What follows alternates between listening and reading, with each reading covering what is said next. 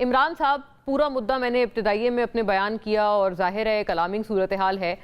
आपसे अर्ज है कि इसको अप्रोच करने का अभी बेस्ट पॉसिबल तरीका बताएं। 27 सितंबर की तारीख का ऐलान कर दिया गया है पीटीआई की तरफ से कि इस पे हम एक एहतजाज करेंगे, प्रोटेस्ट करेंगे। क्या ये दुरुस्त तरीक़ेकार है? और ये जो सेहत को लेकर कंसर्न है, आप मतलब अगर आपको स्टीयरिंग व्हील दिया जाए कि आप बताएं आगे किस तरह जाना चाहिए, क्या करना चाहिए, तो आप क्या करेंगे? देखिए, मेरे पास एक ही रास्ता है और वो रास्ता है बातचीत का। प्रॉब्लम ये है कि जो लीडरशिप इस वक्त पीटीआई को मैसर है वो पीटीआई की ओरिजिनल लीडरशिप नहीं है। यानी मैं किसी की बेइज्जती नहीं, मकसद मेरा खुदा न खास्ता, लेकिन सलमान अकरम राजा का पीटीआई से क्या ताल्लुक वास्ता है? वो तो पनामा केस में नवाज शरीफ के वकील थे, पीटीआई के खिलाफ खड़े हुए थे। उन्होंने कभी कौन सी इलेक्शन लड़ी है? वो किसी ने, उन्होंने यूनियन काउंसिल तक का इलेक्शन नहीं लड़ा है। और वो इस मुश्किल वक्त में पीटीआई के सरकर्दा रहनुमा बने हुए हैं। या बैरिस्टर गौहर जो है, उनका पीटीआई से क्या ताल्लुक है? वो कब पीटीआई के लीडर बन गए?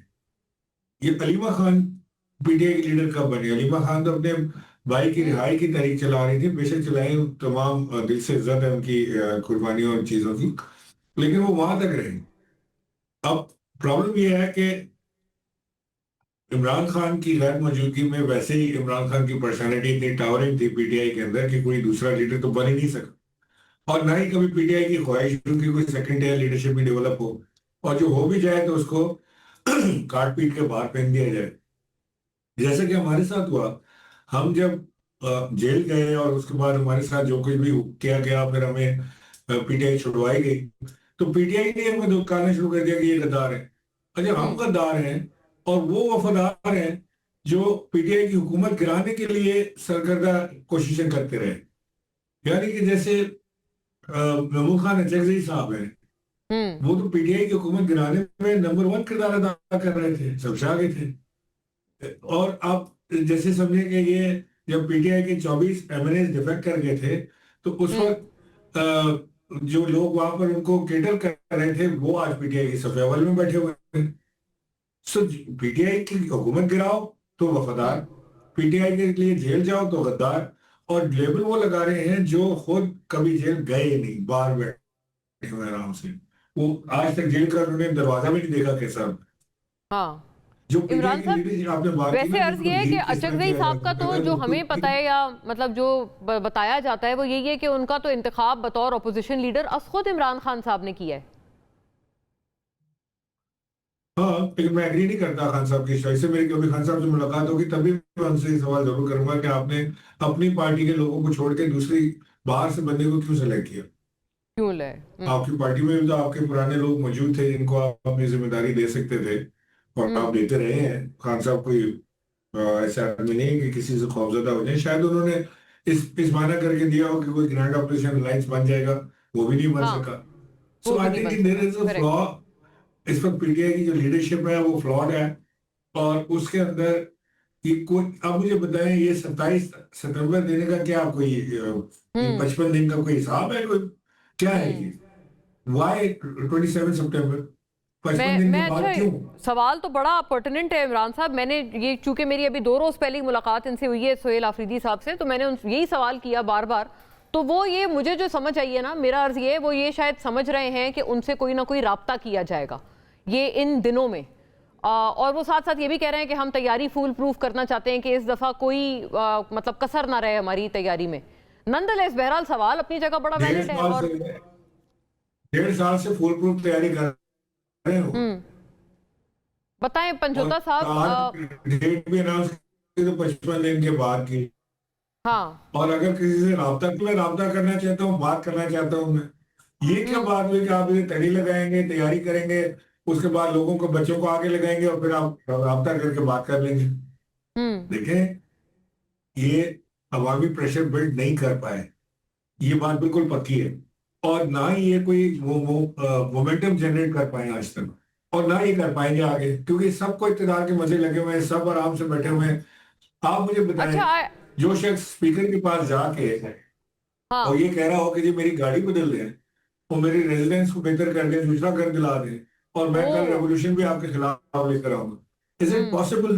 मतलब ये हो इस तरह सकता के है? बेनिफिशरीज हैं आप फरमा रहे हैं। अच्छा, मैं जाहिर है ये तो बड़ी अहम आपने एक बात की है कि ये वैसे गवर्नमेंट के लोग बाय द वे हमें भी हमारे प्रोग्रामों में कई मरतबा कह के जाते हैं। मुझे क्लियर याद आता है पंजोता साहब, दानियाल चौधरी साहब भी कह के गए थे कि अयाज सादिक साहब के पास आपके अरकान जाते हैं और कहते हैं कि हमारे ये जो इंटरनेशनल टूर्स हो रहे हैं ना पार्लियामेंट के, पार्लियामेंटेरियंस के, उसमें हमारा हाँ, नाम डालें लिस्ट में। तो और और बल्कि फिर अयाज इंशाल्लाह सादिक मैं साहब ने, रेवोल्यूशन लूंगा आपको।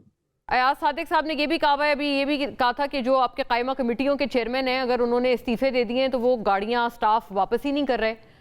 तो बिफोर यू आंसर, आप जब इससे पहले आप इमरान इस्माइल साहब की बात का जवाब फरमाएं। ये जो सेनेटर मिशाल यूसुफजई की मैंने ट्वीट पढ़ी है इब्तिदा में, उसका भी जवाब फरमाएं। वो कहते हैं आपकी पार्टी की जो क़यादत है वो आपको खामोश रहने का इनको कह रहे हैं कि आप चुप रहें मसलियत के तहत, और हम भी चुप हैं आप भी चुप रहें। इस मतलब इस कंसर्निंग सूरत हाल में जो खान साहब के हवाले से रिपोर्ट्स आ रही हैं अब। देखिए, बहुत शुक्रिया मोना, आपने मौका दिया। देखिए, खान जी साहब की प्लेजर, सेहत का आपका मामला जो शुक्रिया। है मेरे लिए सबसे ज़्यादा प्रायोरिटी है, पूरी पीटीआई के लिए और पूरी पाकिस्तानी अवाम के लिए। हम्म। हमने ना सिर्फ हाई कोर्ट के अंदर बल्कि सुप्रीम कोर्ट के अंदर भी हमने पटिशन दायर की, और यही कि उनको मेडिकल बुनियादों के ऊपर हॉस्पिटल शिफ्ट किया जाए और ज़ाती मुआलजीन और फैमिली की निगरानी के अंदर उनका इलाज हो। तो अदालतों को चाहिए कि उसके ऊपर नोटिस लेते हुए, उस पटिशन को लगाते हुए फैसला सादर फरमाएं, हुक्म जारी करें और उनको शिफ्ट कराएं। अदालतें क्यों हम्म। नहीं करवा रही? हमने जो पिछली समाअत थी हाई कोर्ट के अंदर, वहां भी ये मौकफ रखा कि इमरान खान साहब की कंडीशन या उनकी सेहत या बाकी चीजों के हवाले से बड़ा आसान तरीका है। अगर आप कहते हैं कि खान साहब को तमाम फैसिलिटीज हासिल हैं, वो आइसोलेशन के अंदर नहीं है, वो बच्चों से बात कर रहे हैं, ट्रीटमेंट उनका ठीक हो रहा है, सारी चीजें ठीक हैं, वो मुतमिन है, तो उसके लिए हम आपको 3 तरीके बता देते हैं। वो 3 तरीके हमने अदालत के सामने ये रखे कि एक तरीका ये है कि आप एक कमीशन बना दें 3 वकला के ऊपर, सीनियर्स, जो आप अपनी मर्जी के समझते हैं कि ये 3 वकला हैं, वो चले जाएं। या एक तरीका ये है कि अदालत खुद चली जाए। या एक और तरीका है जो हम यहाँ पर कहेंगे तो शायद आप भी परेशान हो जाएं और यहाँ पर सरकार खड़ी हुई वो भी परेशान हो जाए। उन्होंने कहा जी वो बताएं वो हाँ। कौन सा तरीका है। हमने जी। कहा जी वो तरीका ये है कि इमरान खान साहब और बुशरा बीबी साहबा को अदालत के अंदर लेकर आ जाए। तो हम्म। वहां पर कांपे टांगने लग पड़ी। वहां पर प्रोसिक्यूशन की टीम जो है फौरन दरमियान में इंटरप्ट करते हुए, नहीं नहीं ये कैसे मुमकिन है, तस्वीर से हम्म। डरते हैं ना, तकरीर से डरते हैं, नाम से डरते हैं, मुकाबला नहीं कर पा रहे ना। तो बात यह है कि इमरान खान साहब की सेहत या उनकी आइसोलेशन या उनके ऊपर जो किया जा रहा है, अदालत को चाहिए कि जो हमने तजावीज दी हैं उसकी रोशनी के अंदर, अब सुबह समात है दोबारा, जी। उसमें जी। हुक्म जारी करते हुए इसको हाँ। रिड्रेस किया जाए। दूसरी ये चीज है, देखें, कल इंशाल्लाह ताला आप देखेंगे कि सलमान अकरम राय साहब दीगर क़यादत के हमरा प्रेस कॉन्फ्रेंस करेंगे और ये नुक्ता रखेंगे सेहत के हम्म। हवाले से जो गर्दिश कर रही हैं खबरें, कि हम इसको लेकर कंसर्न है और हमें जो है वो एक्सेस दी जाए, फैमिली को एक्सेस दी जाए या डॉक्टर्स को एक्सेस दी जाए, उनको शिफ्ट किया जाए। ये तमाम हम्म। चीजें जो हैं वो कौम के सामने रखी जाएंगी और भरपूर तरीके से मीडिया के ऊपर भी और अदालत में भी हर जगह पर मुकदमा लड़ा जाएगा। लेकिन इशू ये है कि यहाँ मीडिया के ऊपर लड़ें या अदालत के अंदर लड़ें, दोनों से हम्म। असर नहीं हो रहा, जिसके लिए 27 तारीख दी गई है कि हम ये चाहते हैं कि इस निज़ाम की रिहाई हो और इमरान खान की रिहाई इस निज़ाम की रिहाई की तरफ पहला कदम होगा। ये जो निज़ाम जिसके पे कब्जा किया गया है 75 साल से, और इंशाल्लाह ताला वो होगी।